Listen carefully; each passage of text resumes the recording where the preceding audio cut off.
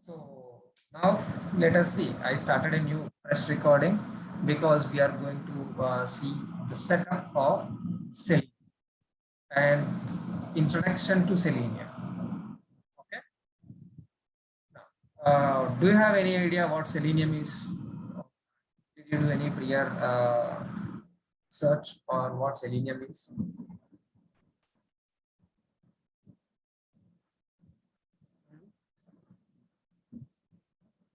No? Nobody? It's a automation tool. It's a Automation tool. okay, you are partially correct. And it's not a single tool. Selenium, we call it as a suite because Selenium is a mixture of multiple tools. Okay, all right. Selenium is used for automation. Till there you are correct, but it is not a tool. It is a suite. Okay. Then what else? Nothing else. You don't know anything about Selenium. Web application. It's a web application, right? You want to say Selenium is a web application or Selenium is used to test web applications? It's used to test web application. Okay, exactly. So Selenium or WebDriver is used to automate web applications. That is perfectly correct. And anything else? Okay, what is the licensing It's cost free of source. Selenium? Yeah, it is free source. It is open source. It is free of, since it is open source, it is free of cost available. Okay, and okay, what language do we need? Is it restricted to Java to use Selenium? You can use Python as well, right? Yeah. So that means Selenium is supporting multiple languages, right? You know, it supports Python. I know it supports Java, but Selenium also supports some other languages like Ruby, C Sharp, Go language, R language, C language, C++. So we have a number of languages that are supported by Selenium. But most of the people use Selenium with Java, and few of the teams use Selenium with C Sharp. And nowadays, since Python is growing more and Python applications are developing more, people are also shifting towards Selenium with Python, because if the developers are Python developers, it will be difficult for them to write code in Java. If the developers are C Sharp developers, it will be difficult for them to write code in other languages. So that is why Selenium supports almost most of the languages, but officially it is supporting only 4 or 5 languages that we'll see in a bit.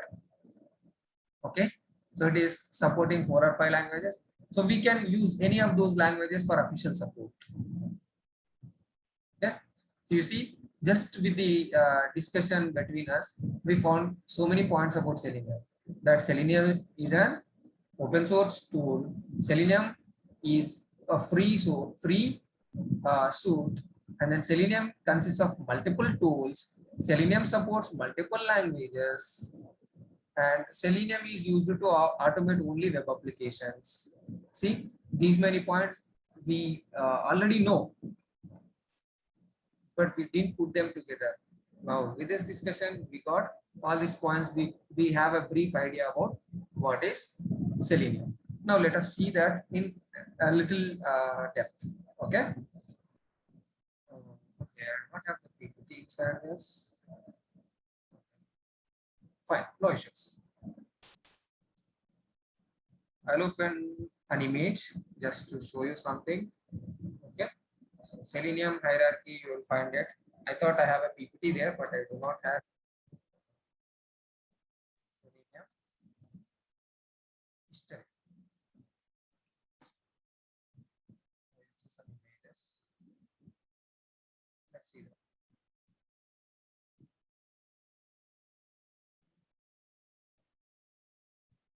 Okay. Generally, in my presentation, I used this, but now this is also changed. You are able to see this image, right? Yes, Nikhil. So Selenium is not a single tool. Selenium is a suite or suite, however you pronounce it. Okay, Selenium is a suite. Why do we call it a suite? Because Selenium consists of multiple tools. What are those multiple tools? Selenium IDE is one tool, which is part of Selenium suite. Selenium RC is another tool, which is again part of Selenium suite. WebDriver is another tool, which is again part of Selenium suite. And then Selenium Grid is another tool, which is again part of Selenium suite. So combining these four tools, we have Selenium suite. Okay. So these are the four tools that we are going to see now. We are going to learn them one by one. But mostly we are not going to use IDE, RC, and Grid. Most of the times we are not going to use these things. We use only WebDriver. IDE is pretty simple concept, and Grid is advanced concept, advanced usage of WebDriver, and Selenium RC is now not at all present. Selenium RC is completely removed from Selenium suite. I'll tell why. Why is Selenium RC is removed and why it is not continued in Selenium suite? What was the problem? Why we should go from IDE to RC, RC to WebDriver, and when should we use Selenium Grid? All these things let us discuss in a while. Okay, but you see this. These are the four different tools which combine and form Selenium suite. Okay, these four tools together called as Selenium suite. So initially in the initial days, we have the Selenium suite with these four different tools. Okay, I mean not initially, Grid also entered later, but these four tools are considered together and called as Selenium suite. And WebDriver was the latest one. Okay, this WebDriver has multiple versions. Currently, Selenium version is 3. Okay, WebDriver major version is 3, and version 4 is also about to release. Version 4 is still in beta stage, so that is why that is not updated in these images or not updated anywhere. Okay, we are going to get it. Selenium version 4, we are going to get it in a while, but currently we are using Selenium version 3. So what happened here is RC and WebDriver combined together and formed the Selenium 2. WebDriver 2 or Selenium. Okay, and later after a few days, Selenium RC is completely removed from this WebDriver, and then we have Selenium 3 with some other improvised methods, fixing of bugs and removal of RC from Selenium. So in Selenium 1, we have Selenium RC as separately, WebDriver separately. In Selenium 2, both WebDriver and Selenium RC merged together. In Selenium 3, RC is completely removed, and we have some more improvised methods in Selenium 3. You understood the brief history of this Selenium, or brief introduction about the Selenium suite, right?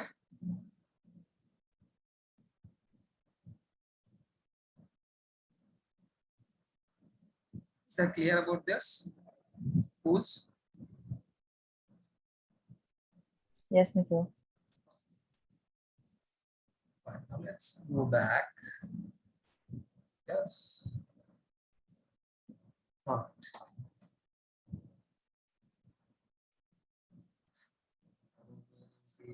History. This is introduction, where I have noted all the basic information that we need here. So let's see them. I know it's a little theoretical part, but it is informative, and you should be having some idea on it, so that you will understand, okay, this was the problem, that is why I improvised this. This is the situation, or this is the problem that we'll face if we use this. So all those things we'll get to know. So that is the reason we had to have this concept or this theoretical thing in our session. Okay, all right. So what is Selenium, or why is it named as Selenium? First thing, why do we call this as Selenium, not any other tool, or not any other automation name, or why don't we give any other name to this? Because this Selenium, you know, You remember the periodic table selenium? Periodic table. Yes, yes. In this periodic table, we have an element called selenium. You remember that? Yes, I remember that. Selenium, Se, somewhere it will be there. Hg is mercury, right? Similarly, we have selenium. You see this 34, periodic table 34, it is selenium. Okay, and mercury will be there somewhere, Hg. Where is it? Seeing Hg. Yeah, here it is, At. Okay, periodic table At is Hg, mercury. So Hg means hydrogen, which is mercury. Where is this? Do we have any information on it? No. They are not giving, I mean, here it is not having full names, but you see, Hg is mercury and Se is selenium. You know, mercury is poisonous. You are aware of it, right? Yes, yes. Okay. So in periodic table or in real world, the antidote for mercury poison, one who took mercury as poison, the antidote for him is selenium. Okay, so the antidote for mercury is selenium. Okay, that is fine, Nikhil. But why is it named as selenium? This periodic table, okay, selenium is antidote for mercury, that is fine. But why is it named as selenium? Because earlier, when selenium was not available in the market, when it is not present in the market, there was a company, there was an organization with the name called Mercury. Okay, Mercury introduced a tool called QTP, Quick Test Professional, which is also an automation tool, which automates web applications, desktop applications, SAP applications, whatnot, all the applications. Earlier, it was not the case. I mean, in the beginning, but later it evolved and it is able to automate any of the applications. But earlier, that was not the case. Earlier, it had some features, but that was most widely used in the market. QTP, Quick Test Professional. Let me show that.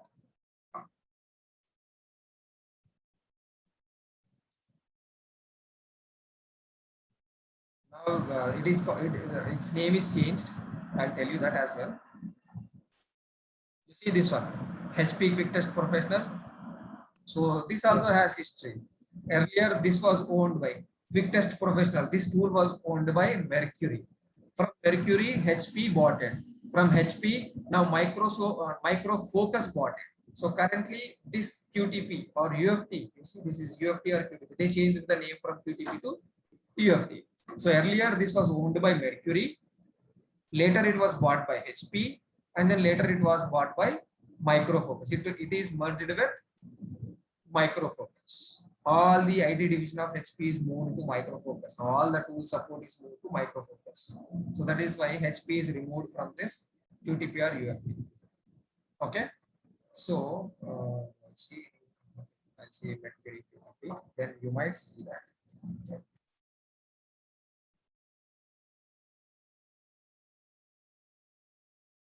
Showing all the latest icons.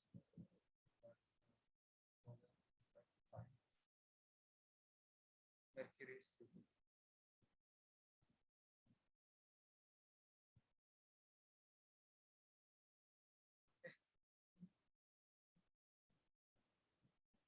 Fine, it's okay. I'm unable to find that.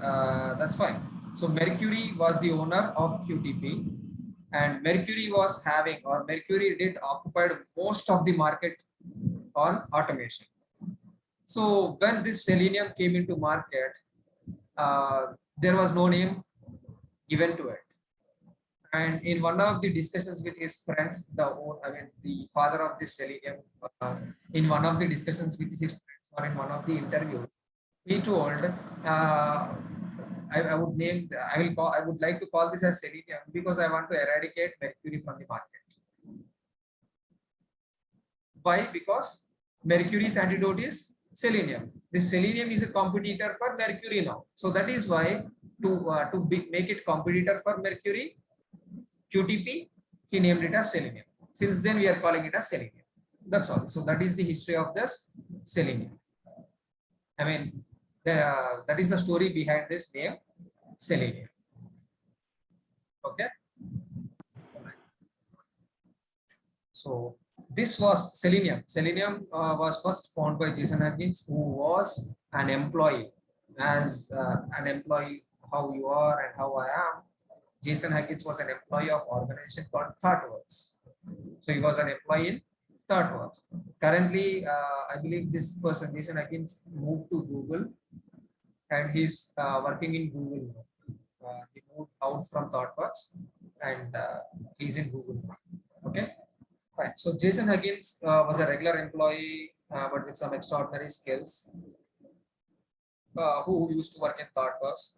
He was a manual tester, but he has a bit knowledge in development process. So he thought, okay, when developers are able to enter text, when developers are able to read the text from the fields and authenticate or fill the forms, why shouldn't I? Why can't I? That was the question that gave idea for Jason Huggins to develop a tool called Selenium. Okay. And then, okay, he thought, okay, he has some knowledge on the development background. So he thought, okay, so developers are using JavaScript to read or write the values from the fields. Okay, so why shouldn't I use the same JavaScript and automate the application? That was the thought he got. And then he created some JavaScript library, which helped him to automate the applications which he used to do manually. Okay, so initially he named that JavaScript library as JavaScript test runner initially, because this JavaScript library is there. Whenever he runs that JavaScript, it is automatically running the automation code. So he told, he named it as JavaScript test runner. Later it was renamed to Selenium Core. Selenium Core. The first version of Selenium is Selenium Core or JavaScript test runner. Okay. So when Jason Huggins created, this person created this JavaScript library and then showed it.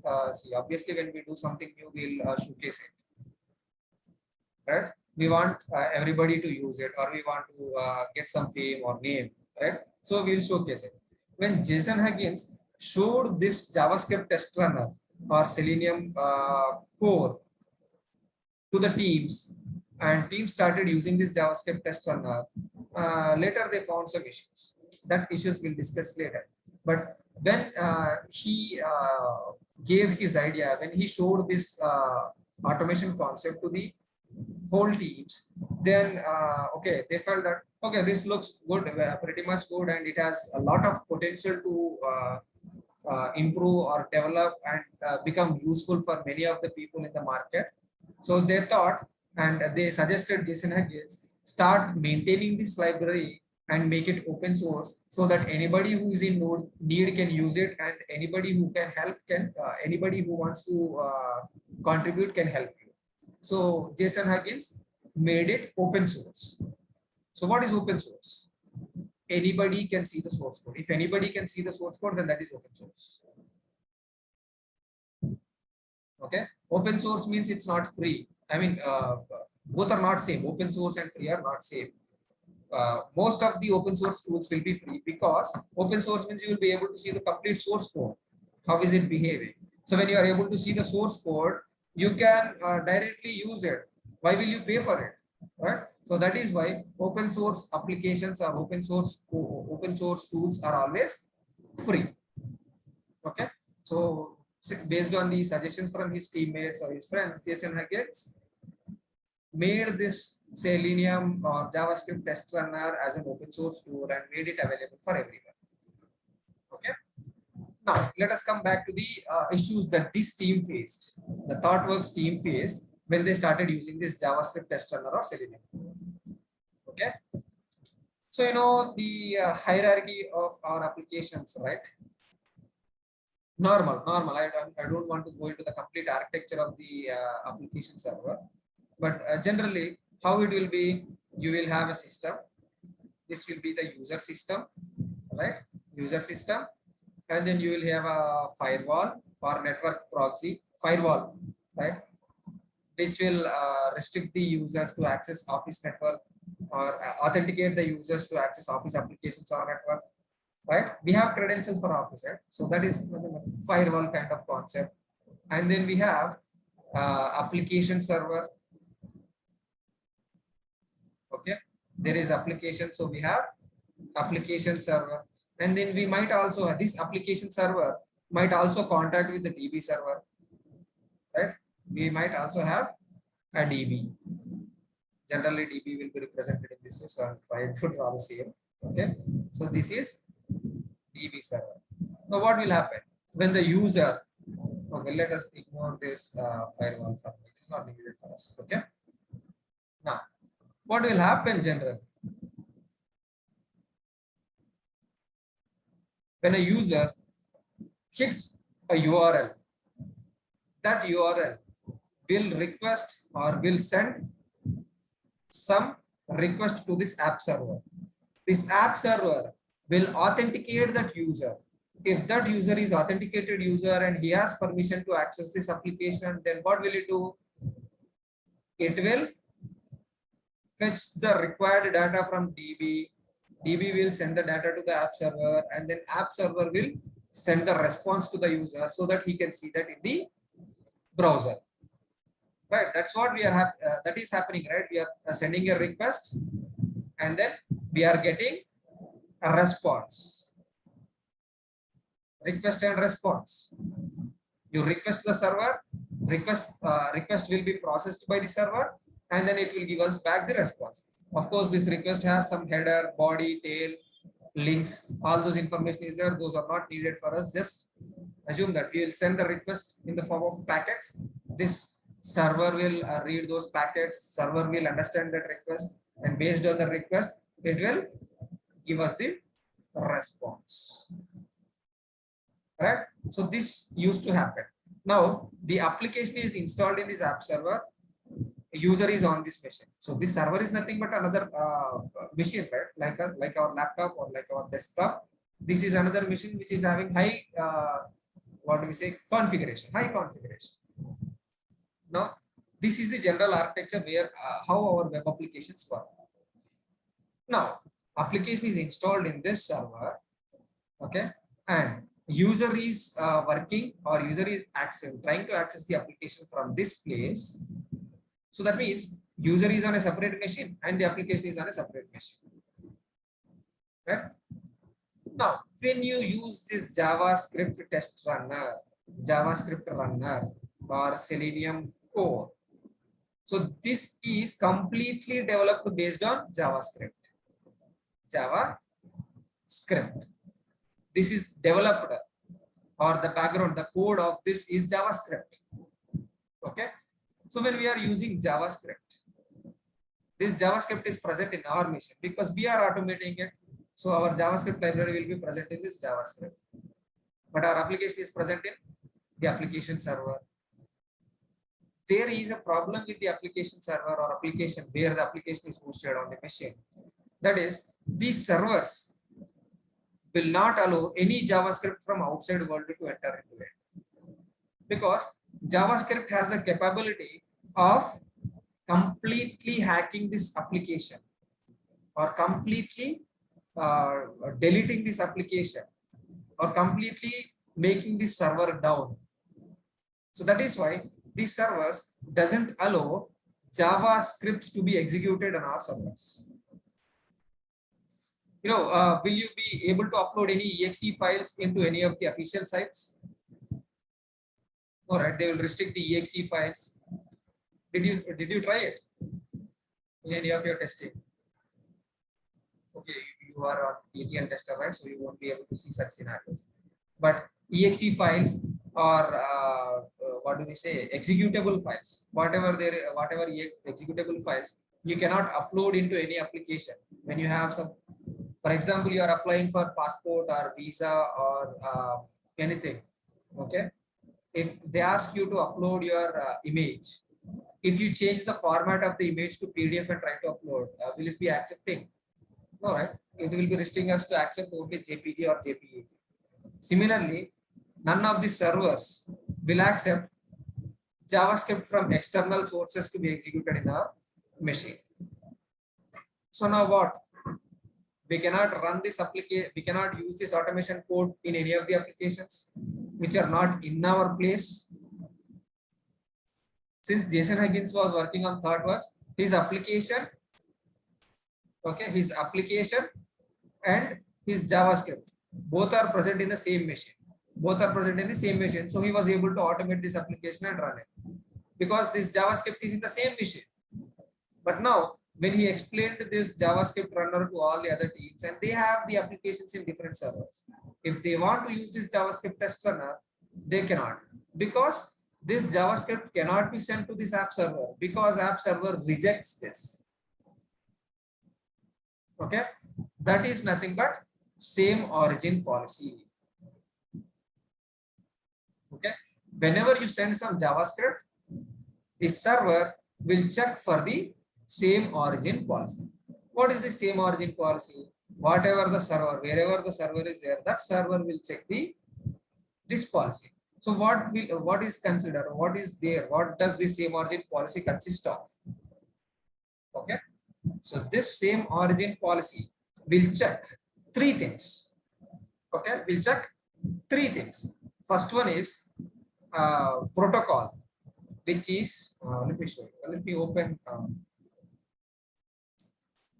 and show it. Some example also will be there here. Same origin policy. Okay.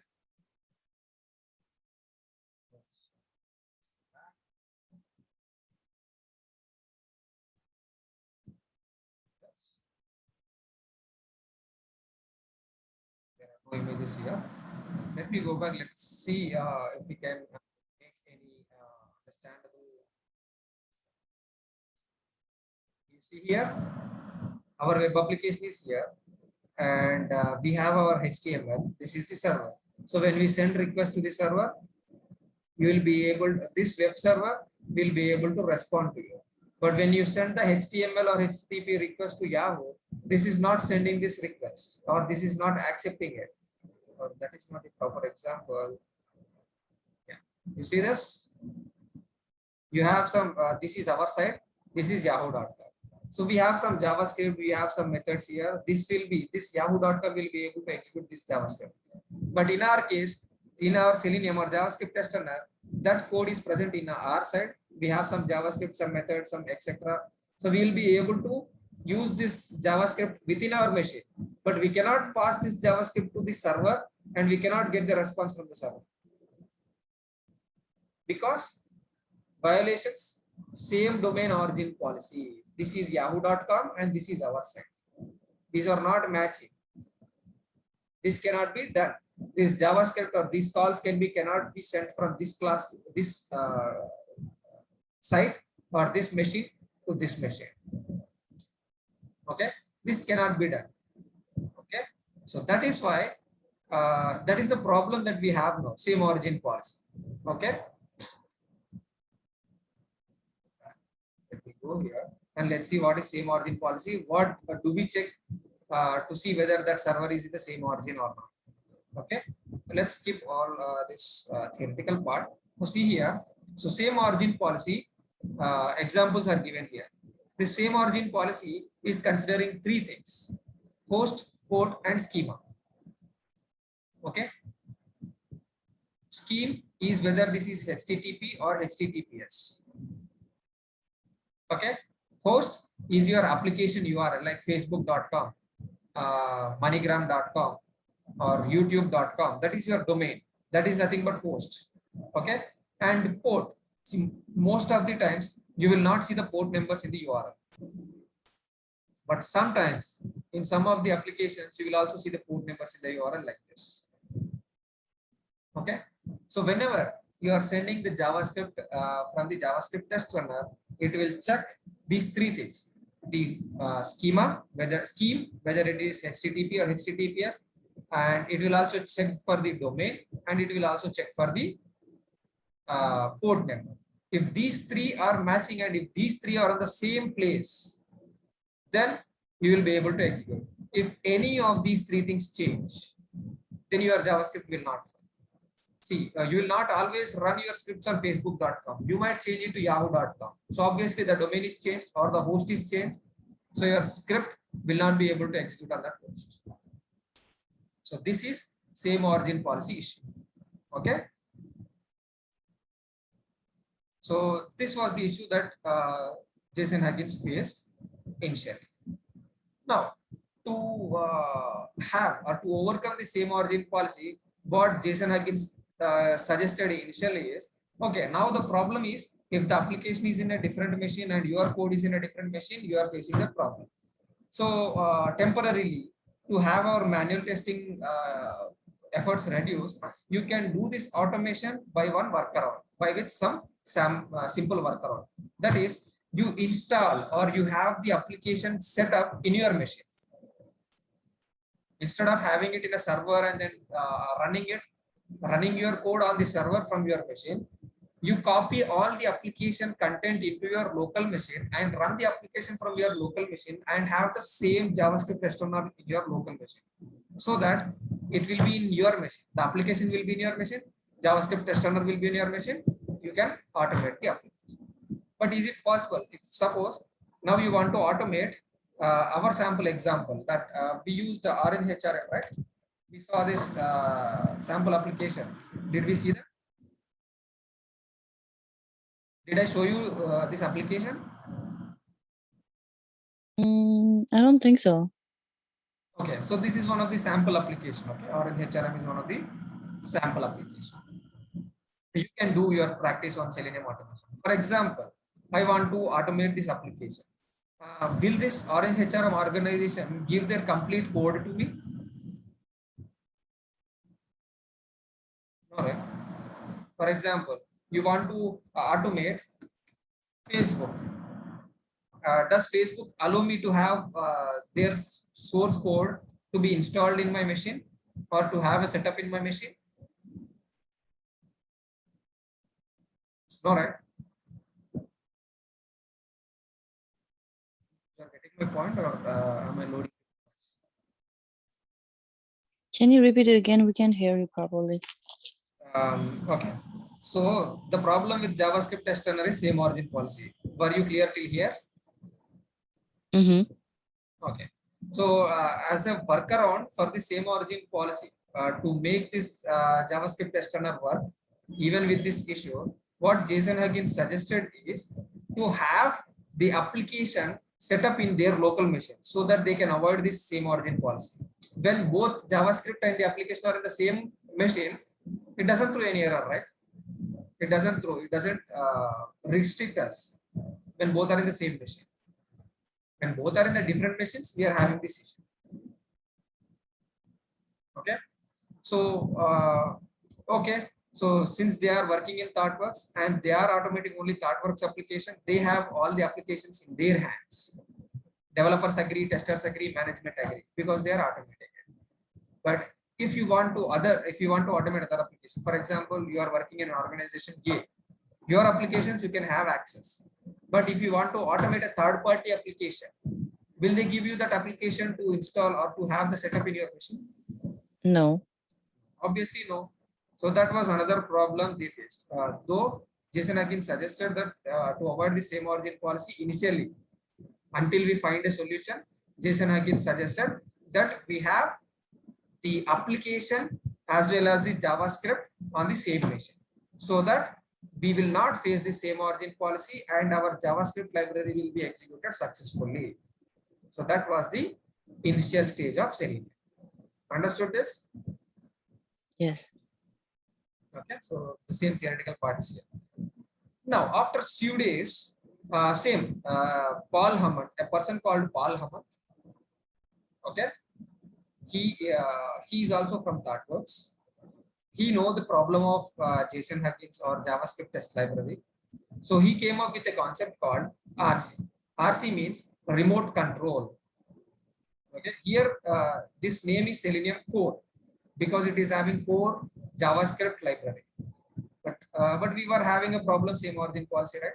So Paul Hamant is also another employee of ThoughtWorks. He know the issue of this same origin policy, and then he tried to overcome that same origin policy to improve this Selenium core tool.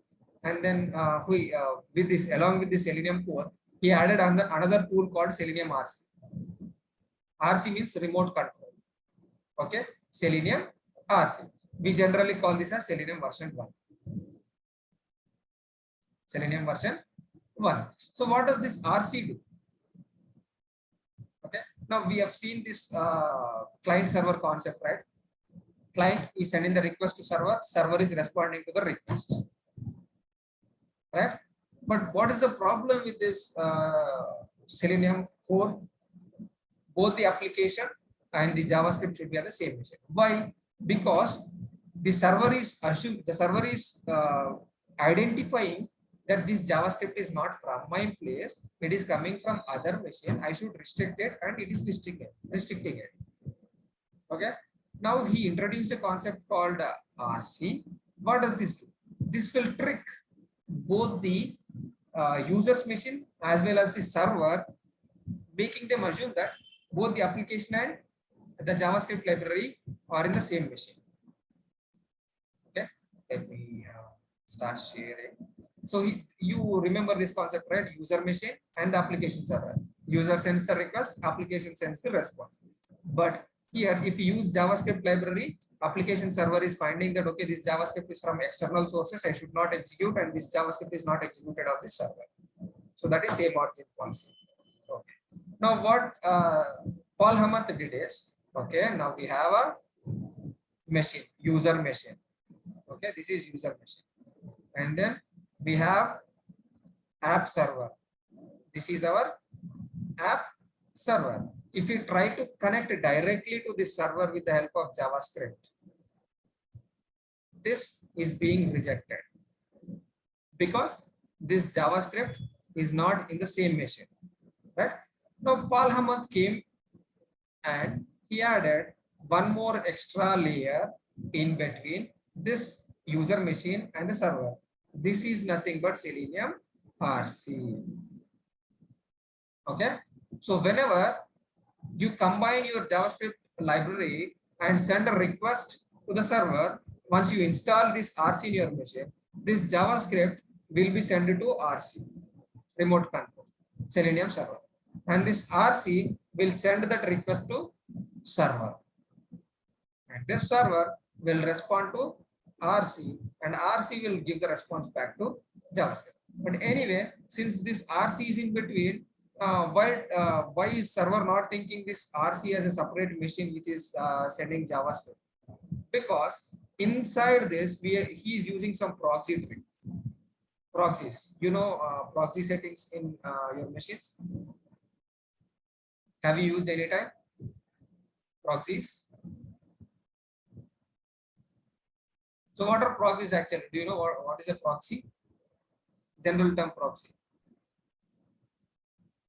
Yeah. If you are unable to represent, or if you are unable to take any, or if you are unable to what to say, attend, you'll send someone on behalf of you for any function or for any event, or someone else to represent on your behalf. Those are called as proxies, right?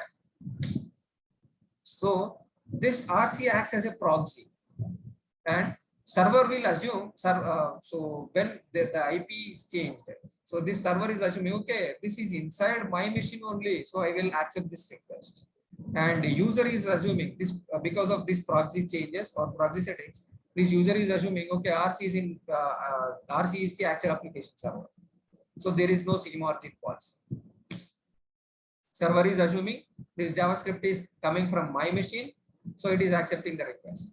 And user is assuming that he is sending the request to the server. But in between, there is a layer called Selenium RC, which is manipulating these both the user machine and server, and successfully completing this both request and response cycle. Okay. So this is Selenium RC. Paul Hamant introduced this concept. But you observe here, earlier when this RC is not there, there is only one request happening directly to the server, right? But now user is sending request to RC, RC is sending the request to server. So that means request 1, request 2, and then server is sending the response to proxy, and that proxy is sending the response to user machine. That means we are doubling the effort. Right? When you have double effort, the execution duration will also be increased. Which if I have Yanji's contact number, I can directly contact him. But if I do not have, I have to communicate through Bobby. So every time I have to share some information, I have to inform Bobby, and then Bobby takes some time, and then when she finds some time, she will speak to Yanji, and Yanji will respond to Bobby. Bobby will again, Bobby or Yanji will take some time and then respond to Bobby. Bobby will take again some time and respond to me with the response of Yanji, which is having multiple iterations, and it is having more time gap in between us, right? Agree? If I have contact of Yanji directly, I can contact her. So we can have one-on-one communication directly. Right? So by introducing this RC, we got another problem, that is more execution duration, unnecessary time. Understood? So this is another problem in Selenium RC. So this is what is the Selenium RC doing? Whatever the request we are sending from JavaScript library, that that request are converted to Celinese commands. Okay, and these Celinese commands are sent to the server, and the server is responding to the RC, and RC is responding back to the user. So that is what happening inside this. But what's happening here is these Celinese commands are not so Paul Hammond written it, but these Celinese commands are not unique. So there are many duplicate methods which are present in these Celinese commands. For each browser, he has written separate methods. So it becomes difficult. If you want to open Chrome, you have to remember one keyword. If you want to open Firefox, you have to remember another keyword. You are doing both opening. You are opening just a browser, but to open different browsers, you have different keywords. So like that, for each and every action, you have different keywords. So will it be easy for you to remember all the keywords, or will it become difficult? And you will never know which one will work for what. Maintaining of documentation will also become hectic. So that was the problem with Selenium RC. So they have initially used this Selenium RC, though it has some problems. Then later they found, okay, this is not going to work, then we want to improve a little more. So that is why to remove this. And there is another problem with Selenium RC or JavaScript test library. So for example, okay, nowadays we are not seeing any terms and conditions checkboxes. So whenever you have an application, if you are running JavaScript library, that is not going to add the user or enter the data as the user enters. That is going to enter the data from backend. So when it is entering the data from backend, without performing the mandatory conditions, it was able to successfully complete the execution, which is not suggestible. That is another problem which is present in this Selenium RC. So, okay, why should I do it from backend? Why should I do it as a developer? Why can't I do it as a user or tester who is accessing the application? That was the question. And Simon Stewart, this is the third person who entered into this concept. Simon Stewart is the person who developed another concept called WebDriver, where Selenium WebDriver, he created an interface. Now it will all make sense for you. So he created an interface where, see, Selenium RC, it has redundant methods, duplicate methods. It will become difficult for us to understand which method is there, which method will be used for what. But Selenium WebDriver solved one problem by creating an interface. So whenever you create an object for the class and convert it to interface, you will be able to access all the methods inside this interface. Right? We have seen it. Abstraction in interface. So we are getting this interface, and you will be able to see what are the methods present inside this interface.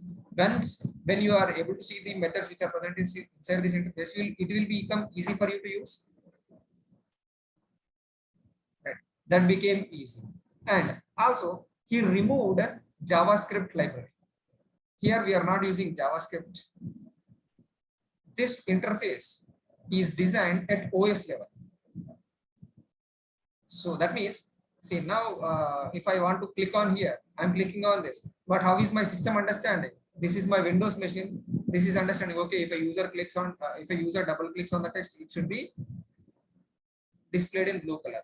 If a user clicks on a link, it should be opened in a window. If a user clicks right click, it should open this, and if I click on it, it should open in new window. So how is it happening? Because whatever the operations I am performing here, the system is able to understand it. In the same way, Paul Hammond Simon Stewart created a library or created an interface which the browsers will be able to understand. Okay, the browsers will be able to understand those single methods he created. And he requested all the browser organizations. For Chrome, he requested Google. For Internet Explorer, he requested Microsoft. For Firefox, he requested, or he informed Mozilla that they have to give us the implementations of those methods, because we never know how the browsers behave.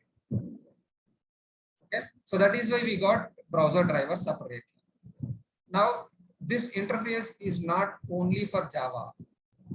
He created language bindings where these methods, whatever he declared in this interface, are implemented in this language bindings, and your Java or Python or any other language will be able to understand what is this method and what should it do with the help of this language binding.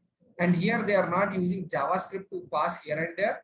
We are using JSON wire protocol. JSON means JavaScript object notation. We are not directly passing the JavaScript, but we are passing the object of this JavaScript. Okay, so this is another concept. So we are using Java JSON wire protocol for Selenium WebDriver and passing the information from application to the server to the user. Okay, so that is a brief introduction about this WebDriver. Okay, now we have Selenium. Later, Selenium version 2 is we merged Selenium RC and WebDriver to become more user friendly, and we want to remove completely RC because it is increasing the execution duration, unnecessary waste of time. So that is why they merged RC with WebDriver, and later in Selenium version 3.0 they have completely removed Selenium RC. Okay, now let us see Selenium Grid. See, we have solved almost all the problems with the Selenium WebDriver, right? But still we are human beings and we are greedy. We want to improve a lot more. We want to improve further. We want to reduce some more things. So here we are doing it in a single execution. Okay. Now I want to do it parallelly. I want to do it in multiple browsers at the same time, or I want to do it multiple machines at the same time. So that can be done with the help of Selenium Grid. Okay. Selenium Grid is designed by Patrick Lightbody, where from the machine, from your machine, you can control multiple different machines. Suppose now we are 4 people, right? I have the source, or I have the automation code in my machine. I will connect my machine to all of your 3 machines, and then I can trigger the script from my machine so that it will open browsers in Bobby's machine, Cherub's machine, and Yanji's machine and run the script. So that is the concept of Selenium Grid. Understood? That is the concept of Selenium Grid, advanced version of WebDriver, which is allowing us to do parallel execution. If you want to perform parallel execution, then you will go with Selenium. Now let us see the languages which are supported by Selenium. Officially supported languages are Java, C#, Python, Ruby, and JavaScript. And not only these 5, there are many more languages. Let me show you. So whatever information you want about Selenium, you should go to the selenium.dev. This is the site where everything is present about Selenium. This is the official site. Okay. So downloads and show you this language. You see, These are the 5 official languages which are supported by Selenium. See, while language bindings for other languages exist, these are the core ones that are supported by the main project hosted on GitHub. That means these are the only languages Selenium official team is supporting. But there are also other languages. If I click on it, you will see the other languages. You see, Go, Haskell, JavaScript, Perl, PHP, R, Dart, Ruby. These are all the other frameworks. You see, Capybara, Concept.js, Fluent Lenium, Helium. So these are all the authors. These people developed these libraries. Understood? Okay. Right. And then difference between RC and Selenium, we have already seen this architecture. The speed will be reduced because instead of one call, it happens 2 calls. And interaction where Selenium RC uses JavaScript, but Selenium 2 is using OS level interactions. And then API, it has different commands and methods in Selenium and RC. And then reporting is available in Selenium 2.0, whereas RC doesn't have any feature for reporting. And then, but the problem with Selenium WebDriver is, if there is any new browser came into the market, we have to wait until that browser gives us the exe file. That's so. This is a brief history of Selenium. So tomorrow we'll see how configuring WebDriver, configuring IDE, and then let's see some samples. Okay. Okay. Any question? I know it was too much of theoretical today, but just it's a history of Selenium. We should know what is Selenium, right? So that is why I had to discuss it. Tomorrow onwards, it will be completely programmatic. Okay. Okay. Yeah. Any questions? No Any questions. issues? Did I go too fast? No, Nikhil, it's good. So you are able to understand, right? What is Selenium? What are the tools we have in it? What was the problem? How did they overcome? Yes, Nikhil. Okay. Okay. Chalo. Have a great day. I know I took overtime now today, but it's okay. 5 minutes. See you Sunday. Bye. Yeah. Bye. Okay, Sunday. Okay, bye. Thank you.